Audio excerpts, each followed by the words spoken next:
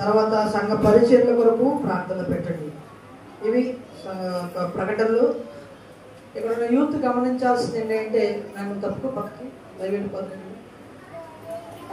చిన్నపిల్లలు పాట పాడుతూ ఉన్నప్పుడు నాకు అనిపించింది ఏంటంటే, యూత్ పెద్దోళ్ళంగా సుబ్బారాన్న, అశోక్ అన్న, సామయ్య అన్న, ఇంకా ఉన్న వాళ్ళు కొంతమంది తిరుపతిలో నాగేశ్వరరావు, ఇంకొంతమంది చేస్తాను నాకు కలిపి మనందరం కూడా ఇక్కడ నుంచొని మీతో కలిసి ఒక పాట పాడాలని ఉంది. ప్రతి వారం కూడా అందరూ కలిసి స్టేజ్ మీదైనా అక్కడైనా ఏంటి దానికి ఒక గ్రూప్ క్రియేట్ చేస్తా.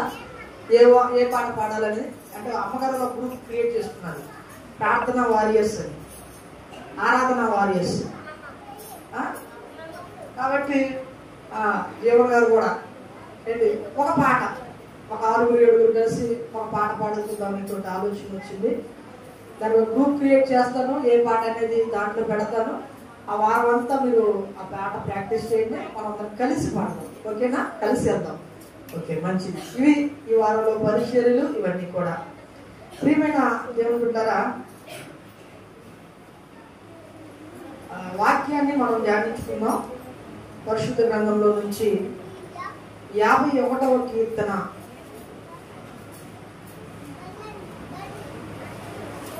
కీర్తనలు 51వ కీర్తన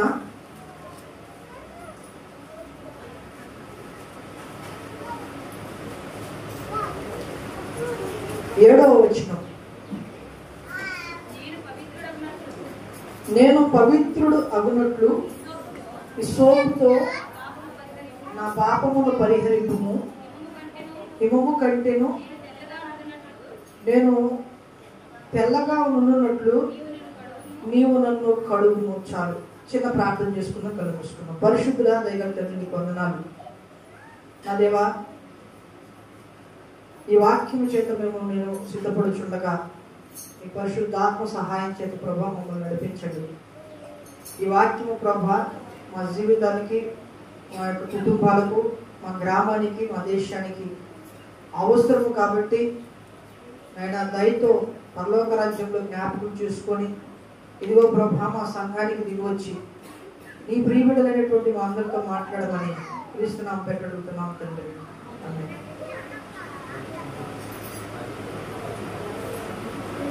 కీర్తనలో 150 కీర్తనలు ఉన్నాయి బైబిల్లో. ఈ 150 కీర్తనలో ఇప్పుడు చదవబడినటువంటి ఈ కీర్తన ఏదైతే ఉందో 51వ కీర్తన చాలా సపరేట్, చాలా ప్రాముఖ్యమైనది. అన్ని కీర్తనలో ఒక ఎత్తు, ఈ కీర్తన ఒక ఎత్తు. ఎందుకంటున్నారంటే ఈ కీర్తన అనే దాన్ని రాసినటువంటి కీర్తనకారుడైన దావీదు తన యొక్క స్థితిని మార్చినటువంటి కీర్తన ఇది. దావీదు చరిత్రహీనుడై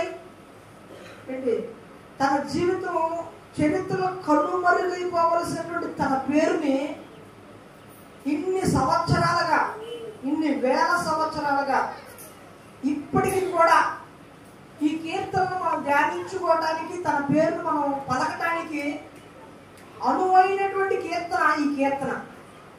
చరిత్రలో ఘనంగా తన పేరు మారుమోగటానికి ఒక ఆధారమైనటువంటి కీర్తన ఈ కీర్తన. అర్థమవుతుందా?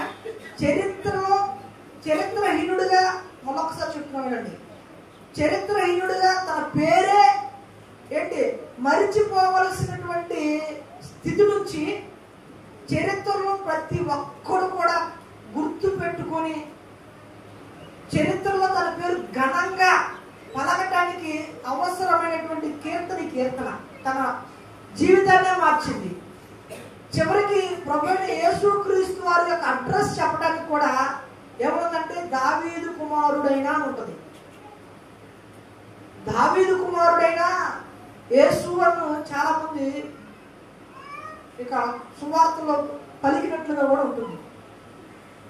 అర్థమవుతుంది నేను చెప్పేది ఏంటి అంటే, ఈ కీర్తనలో ఉన్నటువంటి ప్రాముఖ్యత ఏంటి అంటే, 51వ కీర్తన యొక్క ప్రాముఖ్యత ఏంటి అంటే, తాను చేసినటువంటి తప్పిదాన్ని ఒప్పుకుంటూ పశ్చాత్తాపం కలిగినటువంటి ప్రార్థన, కన్నీటి ప్రార్థన మనకి ఈ కీర్తనలో మెయిన్ సారాంశం 51వ కీర్తన. ఆయన అంటూ ఏమంటాడంటే, నేను పవిత్రుడగునట్లు విశ్వాసముతో నా పాపమును పరిహరింపుము, హిమము కంటే నేను తెల్లగా ఉండునట్లు నన్ను కడుగుము అంటాడు. విశ్వాసముతో నా పాపాన్ని కడుగు అంటాడు. ఇదేంతో కడగమంటాడండి? విశ్వాపు. నాకు సంతూర్ సోప్ తెలుసు, మైసూర్ శాండిల్ సోప్ తెలుసు, ఇది చెప్పండి కదా సబ్బుల పేరు. సంతూర్ సోపు, లైఫ్ బాయ్ తెలుసు. తర్వాత మీకు తెలిసిన సబ్బుల పేరు చెప్పడమా? లక్స్ సబ్బు తెలుసు, మెడిమిక్స్ తెలుసు, ఈ సబ్బులు తెలుసు. ఈ సబ్బుల పేరు నిన్న మార్కెట్లోకి వెళ్ళి డబ్బులు ఇస్తే ఈ సబ్బులు తెచ్చుకోవచ్చు. మరి ఈ సోపు అనేది మనకి ఏ షాపులో అయినా దొరికిద్దా? ఇది కూడా సబ్బే. ఈ సోపుతో నన్ను బాగా కడుగు అంటాడు. తన పాపాన్ని పొయ్యేటట్టు, నా పాపము పొయ్యేలాగా ఈ సోపుతో నన్ను కడుగు అంటున్నాడండి. ఏంటి అయితే అయింది కానీ డబ్బులు ఎంతైనా బాధలా, పాపం పోయే సొప్పు అంట ఈ సోపు. మనం కొనుక్కొచ్చుకుందా వెళ్ళి, ఏమన్నా అక్కలో లేదు బాగుంది కదా, ఏం చేసినా కానీ పక్కన కడిగేసుకోవచ్చు పాపాన్ని మొత్తాన్ని. ఎక్కడ దొరికింది? మన ఏపీలో దొరికిద్దా? మన ఇండియాలో దొరికిద్దా? సరే ప్రపంచం మొత్తం తిరుగుదాం, ఈ సబ్బు దొరికిద్దా? దొరకదు.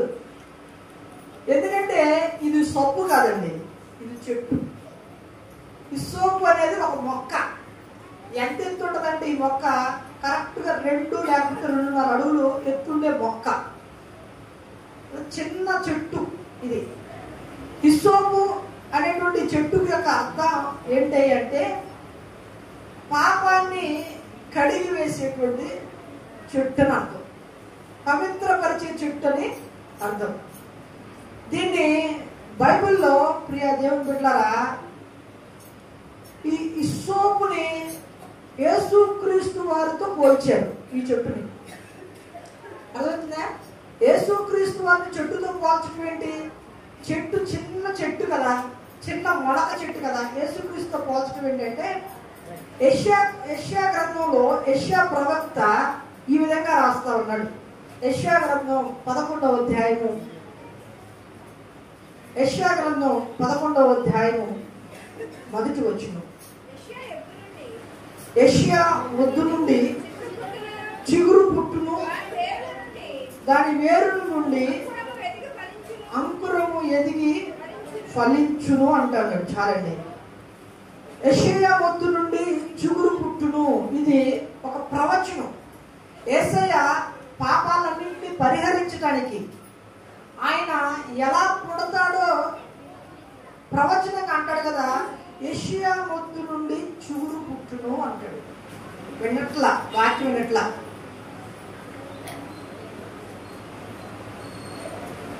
యేసుక్రీస్తును దేంతో పోల్చినట్టు ఒక చెట్టుతో, చిన్న చిగురుతో పోల్చాడు యెషయా ప్రవక్త.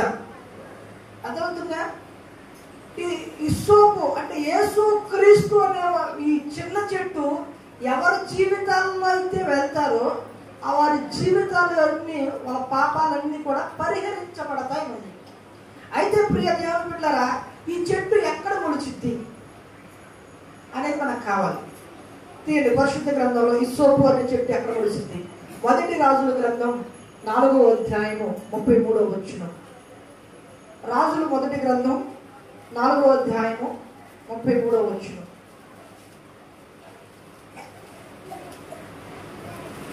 పేజీ నెంబర్ 281, 82, 33వ వచనం. మరియు లెబానోనులో ఉండు దేవదారు వృక్షమునే కాని గోడలో నుండి మొలుచు హిస్సోపు మొక్కనే కాని చెట్లన్నిటిని గూర్చి అతడు రాశాడు. చెట్లన్నిటిని గురించి అందరూ శ్రద్ధగా వినాలి, నా వైపు చూడాలా. చెట్లన్నిటి గురించి రాసిన వాడు ఎవరయ్యా అంటే జ్ఞాని అయినటువంటి సొలొమోను. ఆయన అన్ని చెట్ల గురించి రాశాడు. రాస్తూ రాస్తూ హిస్సోపు చెట్టు గురించి రాస్తూ అంటాడు కదా. హిస్సోపు గోడలో నుండి మొలుచు హిస్సోపు మొక్క ఉంది. ఎక్కడ మొలిసిద్దంట చెట్టు? హిస్సోపు గోడలో మొలిసిద్దంట. ఎక్కడ మొలిసింది? చెట్లు సహజంగా ఎక్కడ మొలవాలి? ఎక్కడ మొలుస్తాయి? నేల మీద మొలుస్తాయి. ఏంటి? ఒక చెట్టు లేదంటే ఆ చెట్టు విత్తనం మొలవాలంటే ఒక మంచి నేల కావాలి, ఒక సారవంతమైన నేల కావాలి. అది నేలలో పడి చచ్చిపోయి మొలవాలి. ఏంటి? కానీ హిస్సోపు యొక్క చెట్టు అంట ఎక్కడ మొలిసిందంట? గోడలో మొలిసింది. నేను కూడా మీరు ఎప్పుడైనా ఖాళీ ఉంటే మా ఇంటి వైపు రండమ్మా. చక్కగా 2 సెంట్లు స్థలం తీసుకొని దానికి చుట్టూ ఫెన్సింగ్ వేసి కొన్ని చెట్లు పెంచుతున్నా. ఉదయాన్నే నేను చేసే పని ఏంటి అంటే 4 గంటలకు లేచి ప్రేయర్ చేసుకుంటా. 6 గంటల వరకు ప్రేయర్లో ఉంటాం. 6 తర్వాత ప్రేయర్ అయిపోయిన తర్వాత అంతకుముందు 1 గంట పడుకున్నాండి, గంట సరిపోదేమని. ఇప్పుడు ఆ గంట కూడా పడుకోకుండా 6 దాటిన తర్వాత పెరట్లోకి వచ్చేస్తా. వచ్చి ఏంటి ఆ చెట్లన్నీ కూడా ఒక్కొక్క చెట్టు ఏడైతే విత్తనాలు వేసానో ఆ విత్తనాలన్నింటికి కూడా పాగులు చేయటం, మంచిగా నీళ్లు పోయటం, ఏమైనా పురుగులు ఎవరు ఉంటే తీసేయటం, ఏమైనా ఎండిపోయిన ఆకులు ఉంటే తీసేయటం, కలుపు ఏమైనా ఉంటే పీకేయటం, గడ్డి అన్నీ చేస్తా ఉన్నా. అంటే ఆ చెట్లు బాగా పెరగడానికి, బాగా బ్రతకడానికి, ఫలాలు ఇవ్వడానికి వాటికి ఆలనా పాలన నేను చేస్తున్నా. ఒక చెట్టు బాగా ఒక విత్తనం మొలవాలన్నా, పెద్దగా ఏపుగా అవ్వాలన్నా, అనుకున్నంత ఫలాలు కాయాలన్నా దానికి కొంచెం ఆలనా పాలన ఉండాలి. రైతులకు బాగా తెలుసు నేను చెప్పే మాటలు అర్థమవుతాయి. కానీ ఈ హిస్సోపు చెట్టుకు ఎదగడానికి, ఏంటి మొలవడానికి, ఎదగడానికి, ఫలాలు ఇవ్వడానికి ఇది ఆలనా పాలన అవసరం లేదు. ఎందుకంటే అది ఎక్కడ మొలుస్తుంది? ఎక్కడ మొలుస్తుంది? గోడలో మొలిసినటువంటి చెట్టుకి ఆలనా పాలన చూసేవాళ్ళు ఎవరైనా ఉంటారా? హలో, మనం చెప్తున్నా, నా వాక్యం అర్థమవుతుంది కదా. గోడలో పుట్టేటువంటి చెట్టుకి ఆలనా పాలన అనేది లేదు, ఒంటరిది. ఎడారిలో పెరిగేటువంటి చెట్లకు కూడా ఆలనా పాలన అనేది లేదు, ఒంటరి. ఈ వాక్యం వింటున్నటువంటి బిడ్డలారా, ఏంటి మీ జీవితాల్లో కూడా నేను ఒంటరిని, నాకు ఆలనా పాలన చూసేవాళ్ళు లేరు, కనీసం ఇదిగో నువ్వు తిన్నావా అని అడిగే వాళ్ళు కూడా నాకు లేరు, కనీసం పట్టించుకునే వాళ్ళు లేరు. అమ్మాయి మీ ఆయన చనిపోయి చాలా సంవత్సరాలు అవుతుంది కదా, నీ పిల్లల్ని ఎలా చదివిస్తున్నావు, ఎలా ఈ కుటుంబాన్ని లాక్కొని వస్తున్నావు, ఏంటి నువ్వు ఎలా జీవిస్తున్నావు, అసలు నీ ఆరోగ్యం ఎలా ఉంటుంది అని పట్టించుకోలేకుండా ఈ హిస్సోపు చెట్టు వలె, ఎడారిలో మొలిచేటువంటి మొక్క వలె ఇక్కడ ఎవరైనా కూర్చున్న వాళ్ళలో కూడా నీ జీవితం కూడా అలాగే ఉంటే ఒక మంచి శుభవార్తను నేను ఈరోజు మీకు తెలియచేయాలని ఆలోచిస్తున్నా. తెలియచెప్పాలనేటువంటి ఆసక్తితో వాక్యాన్ని నేను మీకు ప్రకటిస్తా ఉన్నా. నా జీవితం నాకు ఉండటానికి చాలా మంది తోబుట్టులు ఉన్నారయ్యా, ఉండటానికి పెద్ద కుటుంబం ఉందయ్యా, నా కుటుంబ సభ్యులు, నా వంశం కలిగినటువంటి వాళ్ళు ఊళ్ళో సగం మంది ఉన్నారయ్యా. కానీ నేను హిస్సోపు చెట్టు వలె ఆలనా పాలన లేనిటువంటి జీవితం నా జీవితంలో ఉంది. అమ్మా నాన్న ఉన్నారు, లేరంటానికి లేదు, ఉన్నారు. వాళ్ళు తిట్టలేదా, వాళ్ళు కలిగిందేమో లేదంటే ఉంది. కానీ అమ్మ నాన్న నన్ను నాకు ఫోన్ చేసి పట్టించుకునే వాళ్ళు కానీ, నన్ను అడిగేవాళ్ళు కానీ, నా బిడ్డల యొక్క బాగోగులు కోరుకునే వాళ్ళు కానీ, వాళ్ళ చదువులకు కొంచెం సహాయం చేసేవాళ్ళు కానీ, కనీసం జ్వరం వచ్చి పడుకుంటే వచ్చి లేపి ఏంటి టీనీళ్ళు కాసి ఇంత మాత్ర ఇచ్చేవాళ్ళు కానీ, కనీసం హాస్పిటల్కి తీసుకొని వెళ్ళి శ్రద్ధగా ఇంజక్షన్ చేయించేవాళ్ళు కానీ లేనటువంటి జీవితాన్ని నేను గడుపుతున్నానయ్యా అనేటువంటి స్థితిలోకి ఎవరైనా వచ్చి ఇక్కడ కూర్చుని ఉంటే దేవుడు నీకు ఒక మంచి శుభవార్తని ఈరోజు వాక్యం ద్వారా నీతో ప్రకటిస్తూ ఉన్నాడు. ఆలనా పాలన లేనటువంటి వారి జీవితాలకి హిస్సోపు మొక్క వలె ప్రభువుని జీవితంలో ఒక మాట మాట్లాడాలని ఆశిస్తూ ఉన్నాడు. ఈ కీర్తన రాసినటువంటి దావీదు జీవితాన్ని మీరు ఒకసారి గమనిస్తే, ఎవరైనా మిమ్మల్ని అమ్మ దావీదు జీవితం ఏంటి అని అడిగితే మీలో చాలా మంది చెప్పే సమాధానం ఏంటంటే, దావీదుకి ఏంటండి రాజుగారికి ఏమైనా తక్కువ ఉంటాయా? దావీదుకి ఏంటంటే సింహాసనం మీద ఉంటాడు, దావీదుకి ఏంటంటే తినడానికి అన్నీ ఉంటాయి, దావీదుకి ఏంటంటే దోమలు కొట్టకుండా కూడా ఏంటి చూడటానికి పని వాళ్ళు ఉంటారు, పెట్టడానికి తిండి పెట్టడానికి చాలా మంది ఉంటారు. దావీదుకి ఏంటలే ఆయనకు ఒక 127 దేశాలకు రాజు అని మీరు అంటారు. కానీ దావీదు యొక్క స్థితి రాజు కాక మునుపు ఏంటి అంటే, తీయండి పరిశుద్ధ గ్రంథంలో కీర్తన గ్రంథం 22వ కీర్తన రాసినటువంటి దావీదు 22వ కీర్తన 6వ వచనం. దావీదు స్థితి రాజు కాక మునుపు ఆయన స్థితి ఏంటో, నేను నరుడను, నేను పురుగును,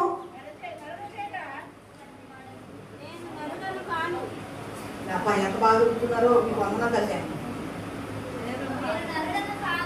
నేను నరుడను కాను, నేను పురుగును, నరుల చేత నిందింపబడిన వాడును. చాలండి. ఏమంటాడండి దావీదు? ఏమంటాడండి? నేను నరుడను కాను, నేను పురుగును. నన్ను ఎలా చూస్తున్నారో తెలుసా? నన్ను ఎలా చూస్తున్నారో తెలుసా? దావీదు చెప్తున్నటువంటి సాక్ష్యం ఇది.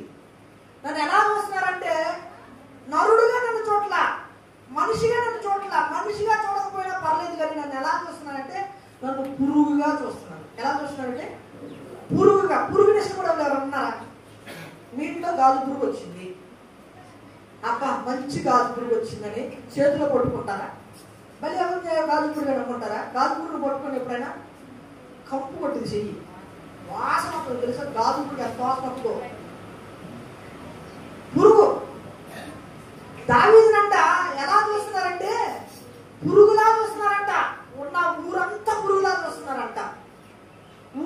ఊర్లో జనం చూస్తే పర్లేదండి, బాధే లేదు. ఇంట్లో ఉన్నటువంటి తోబుట్టువులు కూడా అలాగే చూస్తున్నారు. అన్నదమ్ములు చూస్తే పర్లేదు. మొత్తం 8 మంది సంతానం యెష్యాకి. 8వ సంతానం దావీదు. మిగతా 7 కూడా ఏంటి దావీదుని ఎలా చూస్తున్నారు? పురుగులాగా చూస్తున్నారంట. 7 చూసారులే, చివరికి తండ్రికి కూడా పురుగైపోయాడు, కన్న తల్లికి కూడా పురుగైపోయాడు. ప్రియ దేవుని పెట్టారా దావీదు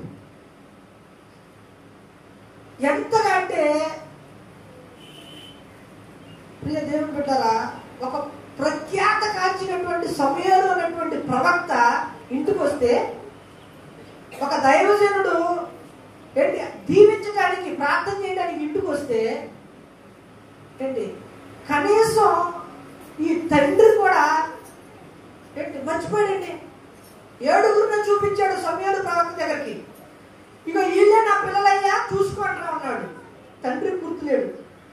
కనీసం అన్నదమ్ములకి ఏమైనా గుర్తుందా? ఏ డాడీ మేము 7 ఏంటి, చిన్నోడు ఉన్నాడు, వాడు గొర్రెల కాయడానికి అడవులోకి వెళ్ళాడు ఏంటి, అతను కూడా పిలిపించు, అతను కూడా దీవిస్తాడు ఇతడు అనేసి వాళ్ళకు గుర్తున్నాడంటే గుర్తులేడు.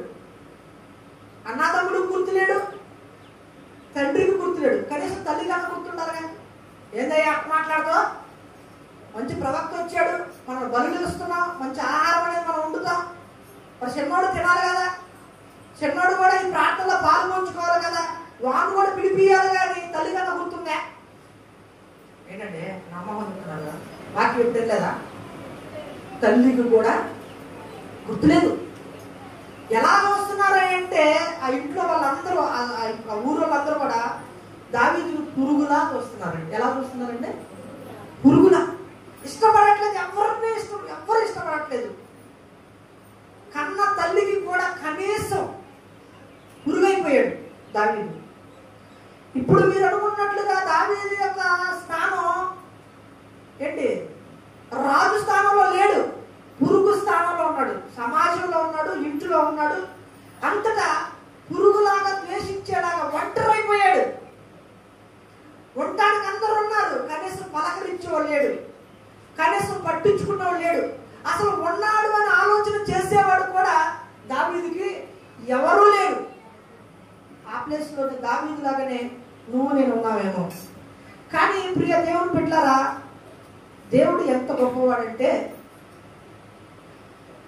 ఒంటరిగా ఉండి ఏంటి దేవునికి నచ్చినట్లు జీవితం జీవించినట్లయితే, నీకు నచ్చినట్లు కాదండి, ఇక్కడ నీకు నచ్చిన జీవితం కాదు, దేవుడికి నచ్చినట్లు నువ్వు జీవించినట్లయితే, నీ ప్రవర్తన అనేది దేవునికి సంతోషాన్ని ఆనందాన్ని తీసుకొచ్చినట్లయితే, దేవునికి తగినట్లుగా నువ్వు వ్యవహార శైలి, భక్తి, ప్రార్థన ఏంటి నీ యొక్క ప్రవర్తన అంతటి కూడా దేవునికి నచ్చినట్లుగా ఉన్నట్లయితే, నువ్వు ఒంటరిని, నేను నా జీవితం తీసేసినట్లుంది, నేను విధవరాల్ని, నాకేమీ లేదు అనేటువంటి లేకుండా ప్రభు అందరానికి ఎక్కించినటువంటి గొప్ప దేవుడు. గట్టిగా చెప్పకూడదు దేవుడు.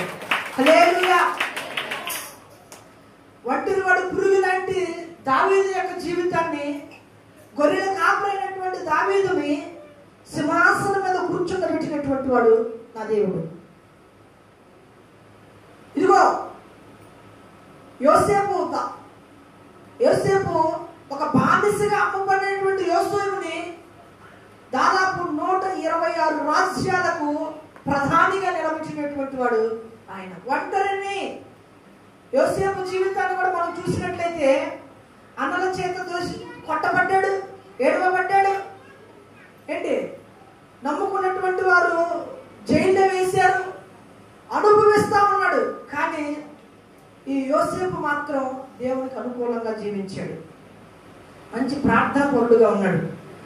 నా దేవుడికి నచ్చినది నేను ఎలా చేయాలి అని పాపం నుంచి దూరంగా పారిపోయాడు. ఒక ఎస్తేరు ఒంటరే, తల్లి తండ్రి లేనటువంటి ఒకగానొక ఆడకూతురు, యవనస్తురాలు, ఒంటరి ఎస్తేరు. తాను కూడా ప్రియ దేవుని బిడ్డలారా ఒక ఆస్థానానికి రానయ్యింది. ఎందుకంటే తన పవిత్రతను కాపాడుకోవటాన్ని బట్టి, మంచి ఉపవాసంతో ప్రార్థన చేయగలిగినటువంటి ఒక స్త్రీ కాబట్టి, ఒక ఎస్తేరు కూడా ఒంటరే. నేనేమంటానంటే ప్రియ దేవుని బిడ్డలారా, నువ్వు ఒంటరివి కాదు, దేవుడు నీ వెంట ఉంటే. నువ్వు ఒక కుటుంబం కాదు, ప్రపంచం అంతా ఒక పక్కన నుండి దేవుడు ఒక్కడు నీ పక్షాన్ని ఉంటే, దేవుడు నీ పక్షాన్ని నిలబడినట్లు నువ్వు నడవగలిగినట్లయితే, దేవుడు నీ ఇంట్లోకి వచ్చి అంతగా నీ ప్రార్థన జీవితం గది నీకు ఉన్నట్లయితే, అర్థమవుతుందా? నువ్వు ఒంటరివి కాదు ఎన్నడు. ఆయన నీ స్థితి మార్చగలిగినటువంటి వాడు. పాడుకున్నాం కదా ఆరాధనలో. ఏ పాట పాడుకున్నాం? అబ్బా, ఆ తర్వాత ఏమైనా చేయగలవు, కథ మొత్తం మార్చగలవు, నీ నామముకే మహిమంతా తెచ్చుకో. ఆయన ఏమైనా చేయగలడు, కథ మొత్తం కూడా మార్చగలడు. నువ్వు విధవరాలు అనుకుంటున్నావేమో, నాకు నాన్న లేడు, నన్ను ఎవరు కనీసం పట్టించుకోవట్లేదు, నా ఉద్యోగాన్ని పట్టించుకోవట్లేదు, నా చదువును పట్టించుకోవట్లేదు, ఏంటి నా జీవితాన్ని పట్టించుకోవట్లేదు, నాకంటూ ఎవరు లేరు అనేటువంటి స్థితులు ఇక్కడ కూర్చుంటే ప్రియ దేవుని బిడ్డలారా, నీ ప్రవర్తన, నీ భక్తి, నీ జీవితం అనేది ఏంటి కరెక్ట్గా ఉన్నట్లయితే కథ మొత్తం మార్చగలడు. ఏం మార్చగలడంటే నీ జీవిత కథ అంతా మార్చగలడు, ఏమైనా చేయగలడు. ఆయన చేయడానికి ఏ ఆధారాలు అవసరం లేదు, గుర్తుపెట్టుకోండి. ఏమి ఆయనకి డబ్బులు కట్టలు అవసరం లేదు నీ జీవితాన్ని మార్చడానికి. కంపెనీలు అవసరం లేదు, చదువు అవసరం లేదు, బలం అవసరం లేదు, బలగం అవసరం లేదు, ఒక గ్రామం అంతా కలిసి రావాల్సినటువంటి అవసరం కూడా లేదు. కథ మొత్తం మార్చగలిగినటువంటి వాడు, స్థిరపరచగలిగినటువంటి వాడు, బలపరచగలిగినటువంటి వాడు, ఘనపరచగలిగినటువంటి ప్రభు అయిన క్రీస్తున్నాడు. గొర్రెల దొడ్డిలో ఉన్నటువంటి దావీదుని హిస్సోపు వలె ఏంటి కనీసం ఆలనా పాలన లేనటువంటి దావీదుని ఏంటి రాజు సింహాసనం మీద కూర్చుండబెట్టడానికి గల కారణం ఏంటో ఈరోజు మనం గమనించాలా. ఏంటి కారణం అంటే పరిశుద్ధ గ్రంథంలో తీయండి ఒక మాట ఉంది. ఏంటి ఆ మాట అంటే కీర్తనల గ్రంథం 5వ అధ్యాయము 3వ కీర్తన గ్రంథం 5వ అధ్యాయం 3వ యెహోవా ఉదయమున నా కంఠస్వరము నీకు వినబడును, ఉదయమున నా ప్రార్థన నీ సన్నిధిని సిద్ధము చేసి కాసియుందును. చాలండి. ఏమన్నాడండి? యెహోవా ఉదయమున నా కంఠస్వరము నీకు వినబడును, ఉదయమున నా కంఠస్వరము నీకు వినబడును. ఈ కీర్తన రాసేది ఎవరు? పైన ఉంది చూడండి, 5వ అధ్యాయం పైన ఉంది చూడండి. ఎవరు రాశారు ఈ కీర్తన? ఏమనుంది చెప్పాలి? వెనకాలందరూ ఎవరు రాశారు ఈ కీర్తన? ఏమని రాశాడు? ఎవరు రాశాడు? పలకండి. యెహోవా, మీకు కోరితో పలకండి. యెహోవా ఉదయమున నా కంఠస్వరము నీకు వినబడును, ఉదయమున నా ప్రార్థన నీ సన్నిధిని సిద్ధము చేసి కాచుకొని ఉన్నాను. గొర్రెల దొడ్లో ఉన్న దావీదు హిసోపు వలె గోడ మీద ఆలనా పాలనా లేనటువంటి వాడుగా ఉన్నటువంటి ఈ దావీదు జీవితం మార్చడానికి, రాజుగా కథంతా మార్చడానికి గల కారణం ఏంటయ్యా? సీక్రెట్. దావీదా, నీ సీక్రెట్ ఏంటి అని మనం అడిగితే దావీదు చెప్పేది ఏంటంటే, ఉదయమున నా కంఠస్వరము నా దేవుడికి వినిపించాను. ఏమన్నాడంటే? ఉదయాన్నే స్వరం ఎవరికి వినిపించిందంట? ప్రియ దేవుని బిడ్డలారా, ఏంటి మనం ఉదయాన్నే ఈ వేకుజామునే మొట్టమొదటి గడియ ఒక అర్ధగంట అయినా దేవుడికి నీ స్వరాన్ని వినిపిస్తున్నావా? హలో, వినిపిస్తున్నావా? చాలా మంది ఎట్టా ఎట్టా అంటారు. ఎట్టా ఎట్టా అంటానికి గల కారణాలు ఏంటో చెప్పనా?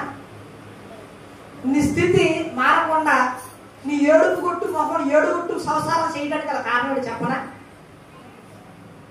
ఏడుపు కొట్టు మొహం దాని ఏనండి కారణాలు ఏంటంటే, మొట్టమొదటి 7 కారణాలు చెప్తా. ఉదయాన్నే నీ కంఠస్వరం ఎందుకు వినిపించట్లేదు? మొదటి కారణం కావాలంటే రాసుకోండి, లైవ్లో ఉన్న వాళ్ళు కూడా రాసుకోండి. మొదటిది, ఆలస్యంగా నిద్రపోవడం. ఆలస్యంగా నిద్రపోవడం. మనం ఎన్ని గంటలకు నిద్రపోతాం అంటే మిడ్ నైట్ 12 గంటలకు 1 గంట దాకా నిద్రపోకుండా ఉంటాం. ఇది పొద్దున్న తెల్లారుజాము లేకుండా నిన్ను ప్రార్థన చేయకుండా అడ్డగించేది.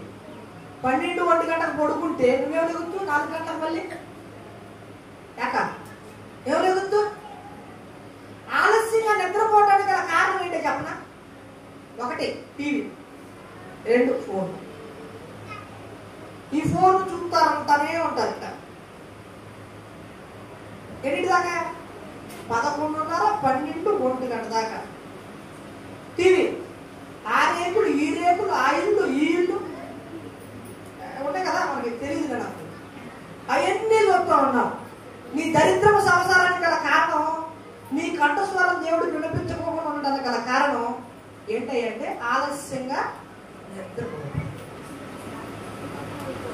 అమ్మా, 10 గంటల కల్లా ఎవరైతే నిద్రపోతారో వాళ్ళు 4 గంటలకు లెగిసి కంఠస్వరాన్ని సిద్ధంగా ఉంటారు. అదే దావీదు చెప్తా ఉన్నాడు. ఏమన్నాడంటే, ఉదయమున నా కంఠస్వరము నేను నా ప్రార్థన నేను కాచుకొని ఉన్నాను, సిద్ధము చేసి రెడీగా ఉన్నా నా ప్రార్థన ఏం చేయాలని.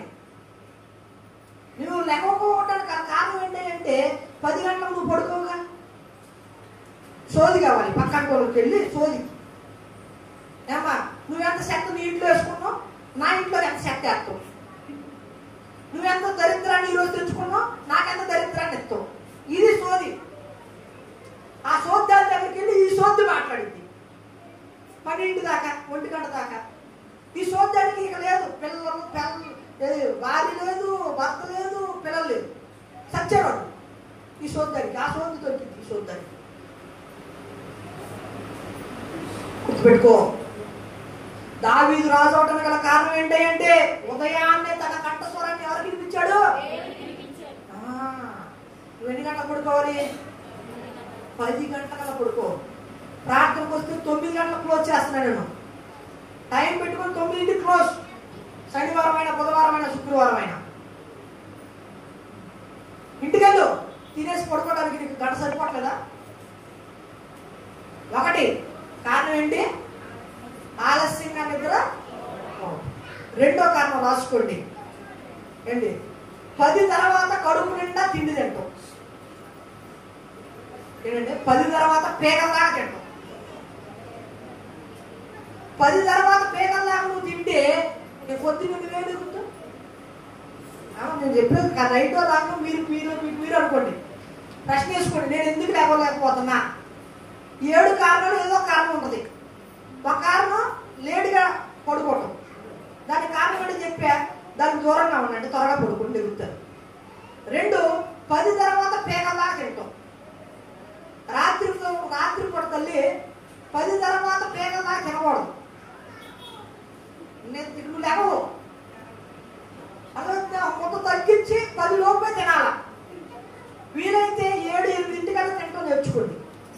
రాత్రి 7 గంటలకు పెడుతున్నారు కదా, 9 అయిపోయిన తర్వాత తినండి, లేదంటే 7 ముందు తినరండి. ప్రార్థనకి కడుపు నిండా తినొద్దు. అర్థమైందా? నిద్రపోతులు సోమరపోతులు దరిద్రులు అవుతారు. దరిద్రత కారణం ఏంటంటే దేవునికి నీ కంఠస్వరం వినపచ్చట్లా. ఎన్నింటి లోపల తినేయాలి? 10 లోపులోనే తినాలి. ఎంత తినాలి? ఒక మొత్తం తక్కువ తినాలి. అదైతే పేగల్లా తినకూడదు. పేగల్లా తింటే ఏంటి దరిద్రమే. 3వది చెప్తాను చూడండి. ఉదయాన్నే మనం చేస్తున్నటువంటి ప్రార్థన యొక్క విలువ తెలియకపోవడం. అర్థమవుతుందండి నేను చెప్పేది?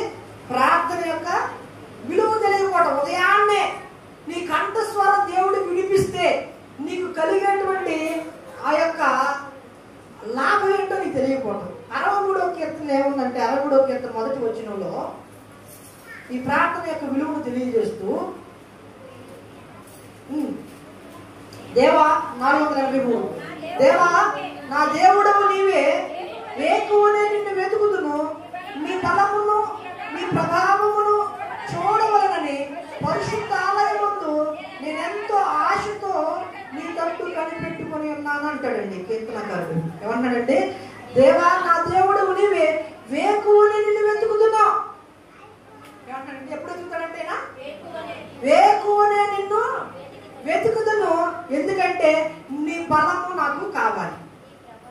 వినండి, వేకువజామునే మనం చేసినటువంటి ప్రార్థన, ఆ దానమ్మ గారిని లేపండి, ఆ జయమ్మ గారిని లేపండి, వేకువనే మనం చేసేటువంటి ప్రార్థన రోజంతా మనం పనికెళ్తామే, రోజంతా మనం పని చేసుకోవడానికి బలము ఇచ్చేది ఆ ప్రార్థన. రోజంతా పని చేయాలంటే మనకి ఏం కావాలి? బలం కావాలా కదా? శక్తి కావాలా కదా? ఆ శక్తి ఇచ్చేది, ఆ బలం ఇచ్చేది ప్రార్థన. వేకునే దేవుడి దగ్గర కూర్చొని మనం ఏం చేయాలంటే దేవుడి దగ్గర ఉన్నటువంటి బలాన్ని మనం, ఇది మనకు తెలియట్లేదు ప్రియ దేవుని బిడ్డలారా. ఈ అరుణోదయపు ప్రార్థన మనకు కావలసినటువంటి బలాన్ని ఇస్తుంది. గుర్తుపెట్టుకోండి. 3వ కారణం ఏంటి? వేకునే చేసినటువంటి ప్రార్థనలో ఉన్నటువంటి ఆ యొక్క లాభం, ఆశీర్వాదం అనేది తెలియకపోవటం వల్ల చాలా మంది ప్రార్థన చేయట్లా. మీరు ఎందుకు ఉదయాన్నే లేవట్లేదంటే ప్రార్థన యొక్క విలువ తెలియదుగా. ఈ రోజంతా మనం పని చేసుకోవాలన్నా, ఈ రోజంతా క్షేమంగా వెళ్ళి మళ్ళా మన ఇంటికి రావాలన్నా కాపుదల మన ఉదయాన్నే చేసేటువంటి ప్రార్థన. ఆ ప్రార్థన యొక్క విలువ నీకు తెలియకపోవటం. ప్రియ దేవుని బిడ్డ, ఈ ప్రార్థన విలువ దావీదుకు తెలుసు. నేను గొర్రెలకు వెళ్తున్నానయ్యా, అడవిలో వెళ్ళాలయ్యా, అడవిలో వెళ్తే ఏ తోడేలు వస్తుందో, ఏ నక్క వస్తుందో, ఏ పులి వస్తుందో, ఏ జంతువు వచ్చి మీద పడిపోతుందో నాకు తెలియదు. నేను క్షేమంగా వెళ్ళి రావాలంటే ఉదయాన్నే నా కంఠస్వరిని వినిపించి ఆ క్షేమాన్ని నీ దగ్గర పొందుకుంటా, ఆ బలాన్ని నీ దగ్గర పొందుకుంటా, అదే ఆ కాపుదల నీ దగ్గర పొందుకుంటానని దావీదు ఏం చేసినట్టే ఆ ప్రార్థన విలువ తెలిసి ఉదయాన్నే తన కంఠస్వరాన్ని దేవుడికి. నువ్వు అంత బాగా డ్రైవ్ చేయగలవా? నీకు అంత శక్తి ఉందా పని చేయడానికి? ఏంటి నీ కాన్ఫిడెన్స్? ఏంటి నీ గుండె కొవ్వు పట్టిందా గుండెకి ప్రార్థన చేయకుండా ఉంటున్నా? అంత బలం ఉందా? నీ బలం తీసేయడానికి దేవుడికి ఏం ప్రయోగాలు చేయవసరలా. అరే జలుబు చెప్తే నసలు అడిపోతున్నావే, అది నీ బలం. నన్ను ఎవరు జలుబు చేస్తుంది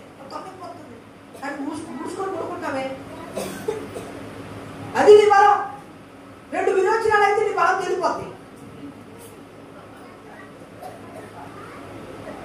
103 జ్వరం వస్తే నీ బలం తేలిపోద్ది. గట్టిగా కడుపు నొప్పి వస్తే నీ బలం తేలిపోద్ది. కడుపులో ఎంత గట్ట వస్తే నీ బలం తేలిపోద్ది. ఏంటి అంత గుండు కొమ్ము? ప్రార్థన ఏంటంటే ఉదయాన్నే చేసినటువంటి ప్రార్థన దేవుడి దగ్గర నుంచి కాపుదల, దేవుడి దగ్గర నుంచి బలము పొందుకునేది ఉదయకాలపు ప్రార్థన. నువ్వు లేచి ఏం చేయాలి? ఏం చేయాలి తల్లి? ఆ విలువ అనేది నువ్వు తెలుసుకొని నువ్వేం చేయాలండి? లేవు, నేను ఆడ పడుకున్నా, ఏడ పడుకున్నా, నేను అన్నింటి పని 7:30 దాకా పని చేసి వస్తున్నావు అయ్యగారు. పొద్దున్నే తెల్లారుజామున వెళ్ళిపోవాలి అయ్యగారు. నువ్వు చెప్పే సోది మేము వింటానికి మేము రెడీగా లేవేడా? దేవుడు నేనున్నానేమో రెడీగా, దేవుడు అస్సలు లేడు. నువ్వు చెప్పే సోది కబుర్లు పెట్టడానికి లేడు. నీ బలం కావాలా? కూర్చో, బలం ఎత్తా అంటాడు. పొద్దున్నే సిద్ధం చేసుకో, ప్రార్థన చేయి. నాకు దావీదును గొర్రెల దొడ్లో ఉన్నాడు రాజు చేయడానికి గల కారణం ఏంటంటే ఉదయాన్నే నాకు ప్రార్థన చేసేవాడు ఆయన. ఆయనకి ఎందుకు అంత కాపుదల అనుగ్రహించాడు? అడవుల్లో తిరిగేటప్పుడు, గొలియాతు దగ్గర యుద్ధానికి వెళ్ళేటప్పుడు సొంత మామ కనీసం 40 సార్లు ఏంటి దగ్గరగా ఉండి బల్లెంతో పొడవాలని ట్రై చేసినప్పుడు కూడా, యుద్ధాలన్నీ వచ్చినప్పుడు కూడా దావీదుని ఎందుకు కాపాడేది తెలుసా? అంటే దావీదు రాజు కంటే మీకు అర్థం విషయం మీరు నాకు అర్థం కావట్లా. ఏమంటే దావీదేడ ఖాళీ ఉంటాడు, రాజుకి ఎన్ని పనులు ఉంటాయి?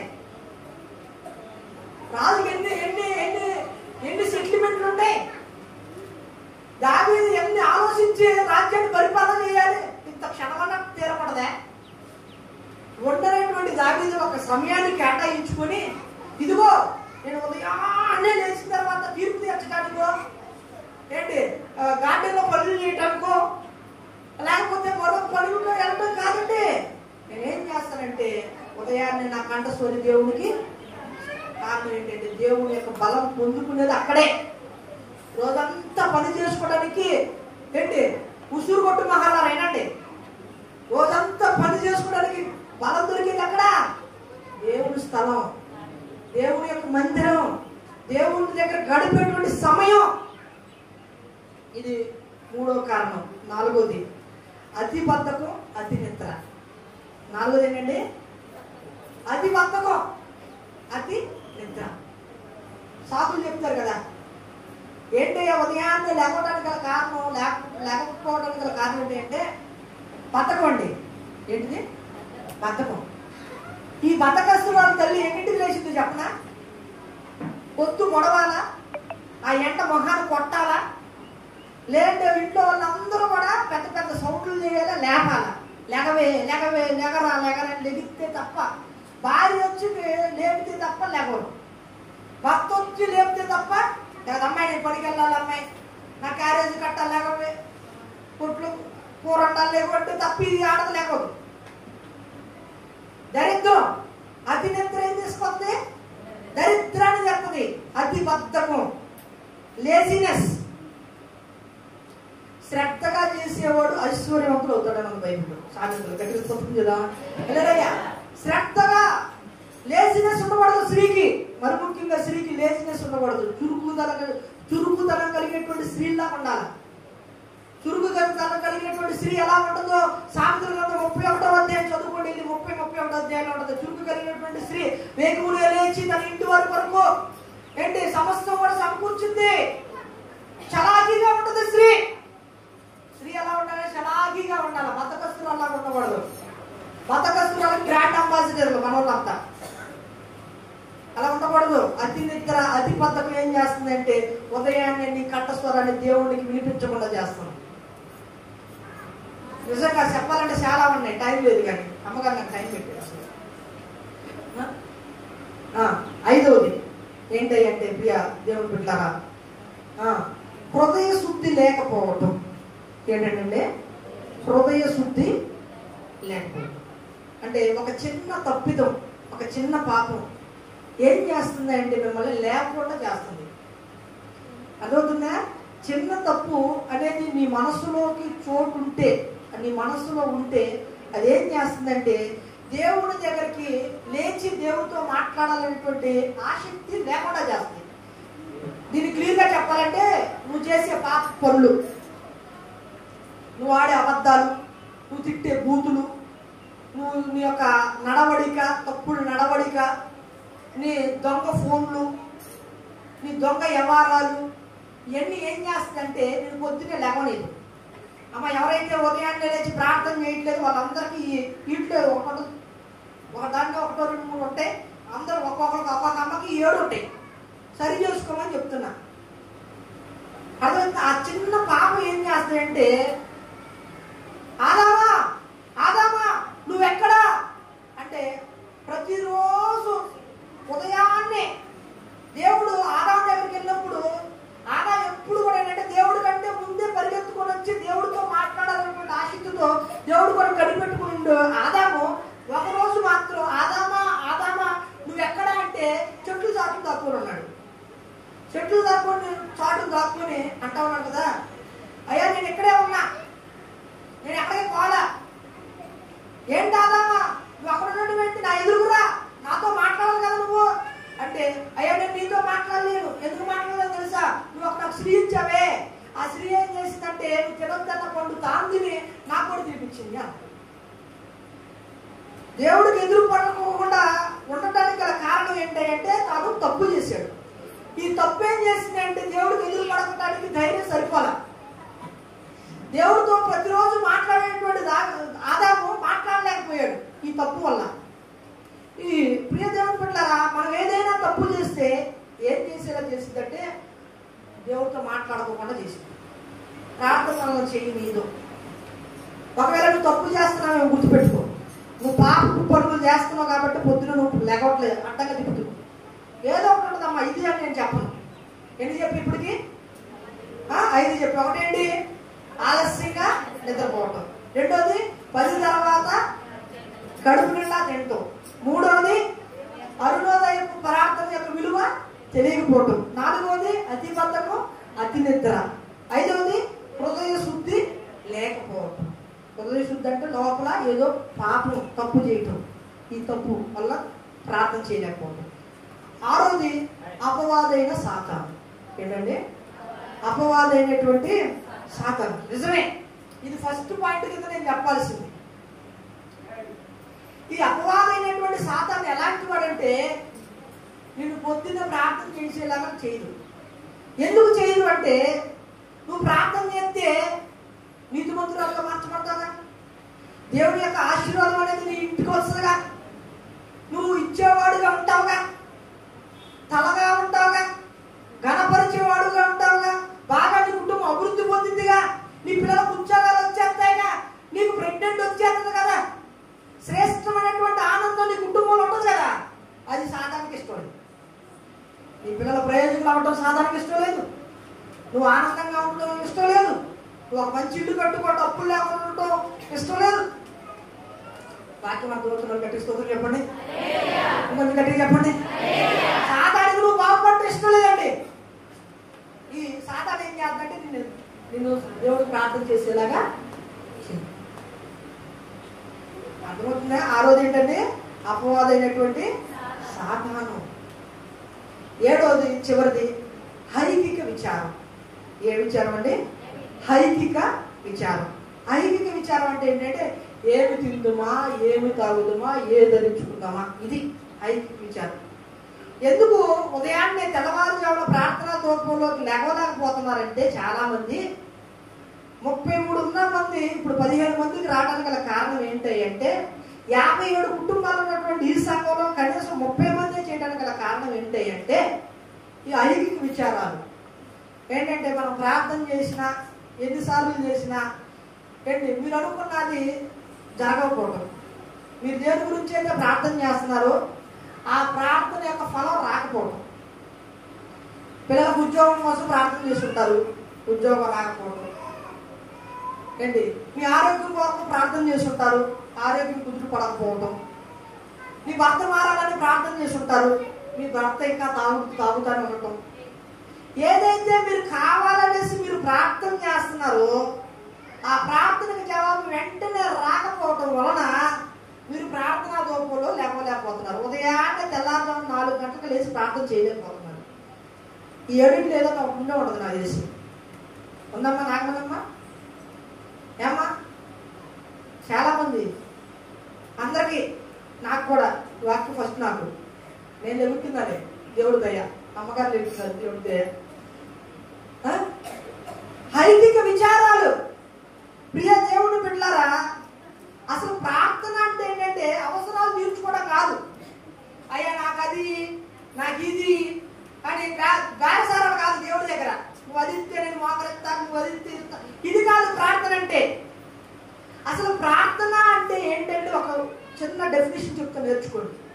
ప్రార్థన అంటే ఏంటంటే మన పాపము బతుకంతా దేవుడికి ఇచ్చి దేవుడి దగ్గర పరిశుద్ధతను తీసుకోవడం ప్రార్థన. గట్టిగా చెప్పకూడదు, దేవుని మహిమపరచండి. హల్లెలూయా.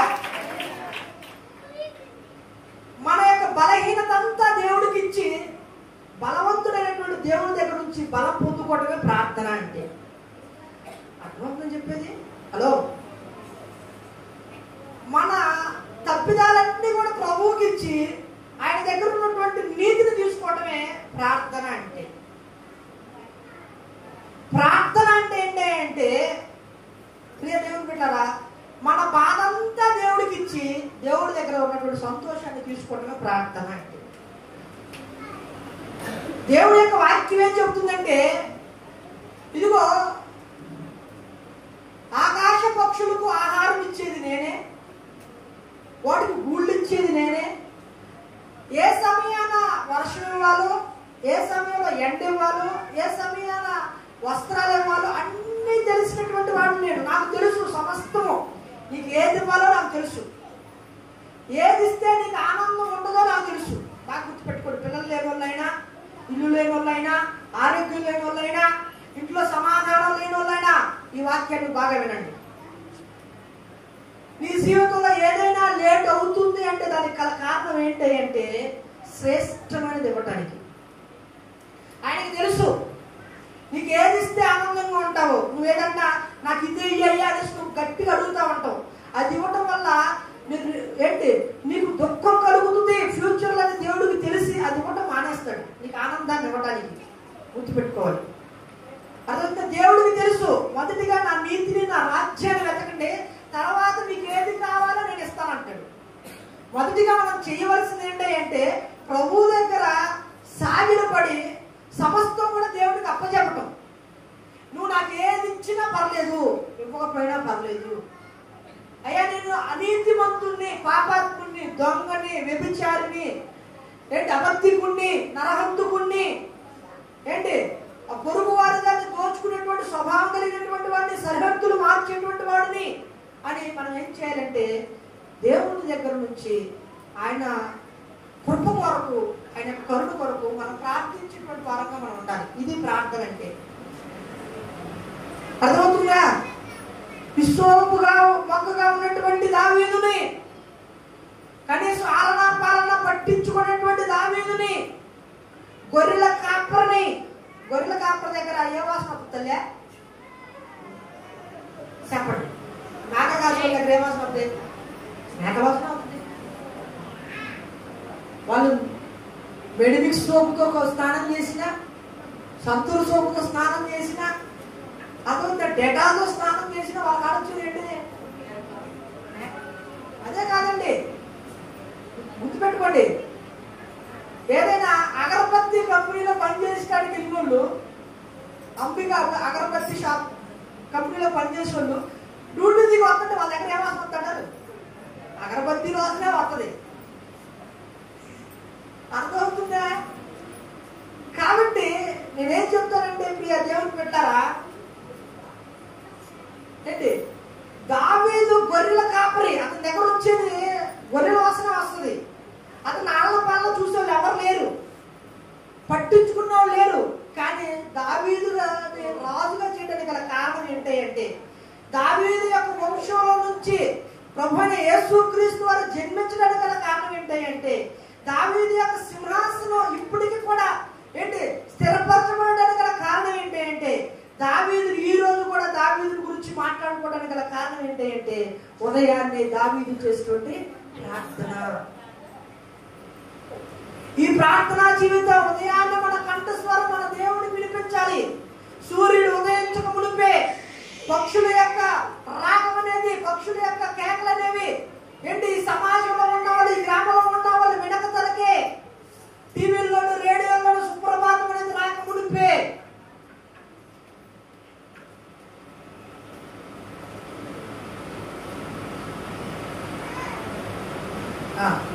ఇప్పుడు లైవ్ లేదు. ఇప్పుడు అందరూ కూడా బొమ్మలు పెడుతున్నారు కదా, బొమ్మలు పొద్దున్న సుప్రభాతం లాగా వాళ్ళు పొద్దున్న బయట ఆన్ చేస్తున్నారు. బయటకు వస్తే అదే సౌండ్ మాకు మరీ విపరీతంగా ఉంటుంది. ఆ చివరి నుంచి అంతా ఓపెన్ కాబట్టి ఆ స్వరాలు వినబడక మునిపే నీ కొండ స్వరం ఎవరు వినిపించాలి? దేవుడికి వినిపించాలి. లేచి నువ్వు చేసినటువంటి ప్రార్థన నీ స్థితిని మారుస్తుంది. నీ స్థితి మారాలనేటువంటి ఆసక్తితో నువ్వు వస్తే అమ్మా గుర్తుపెట్టుకోండి, నువ్వే ఇసోపు మొక్క వలె ఉన్నా, పట్టించుకునే లేకపోయినా పట్టించుకునేటువంటి దేవుడు ఉన్నాడు. ఆయనకి నీ కంఠస్వరాన్ని ఒకవేళ ప్రార్థన దూపంలో రావటానికి ఏంటి 7 కారణాలు నీలో ఉంటే దయచేసి వీటిని తీసేసుకోండి. అతి నిద్రను తీసేసుకోండి. లేటుగా నిద్రపోవటం మానేసేయండి. కడుపు నిండా 10 తర్వాత తినటం మానేసేయండి. ఏంటి ప్రార్థన యొక్క విలువను తెలుసుకోండి. ఏంటి ఒకవేళ నువ్వు పాపం చేసి ఉన్నా సరే, ఏదైనా చిన్న తప్పు నీలో ఉన్నా సరే, ముందు దేవుడితో మాట్లాడుకున్న పాపాన్ని తీసేసుకునే ప్రయత్నం చేయి. అపవాదైనటువంటి సాతాను నీ ఎదుగుదలని ఆపేస్తున్నాడని గుర్తుపెట్టుకో. నువ్వు బాగుపడటం ఇష్టం లేదని గుర్తుపెట్టుకో. తర్వాత ప్రియ దేవుని పెట్టారా, ఐహిక విచారాలు తీసేయండి.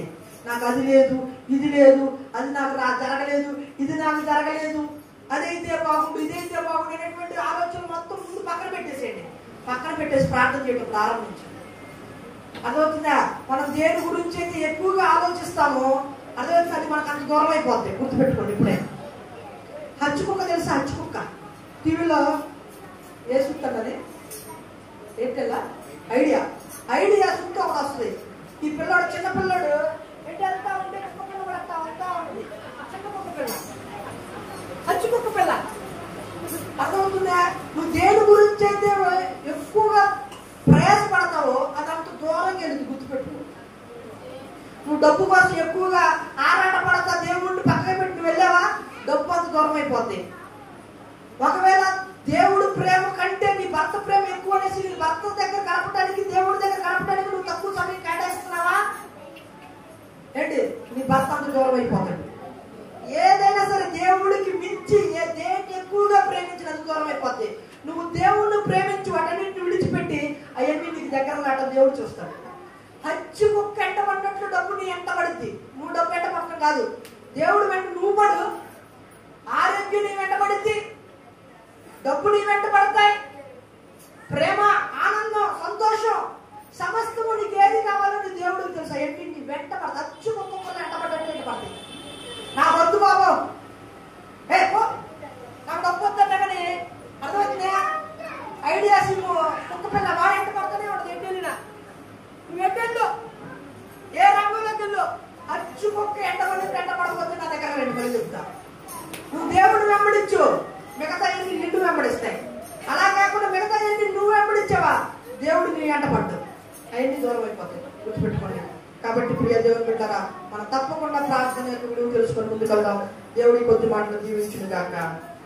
ఆమె ఒక పాట పాడుతుండగా కానుకలు ప్రతిష్టాత్మ సమర్పించుకుందాం.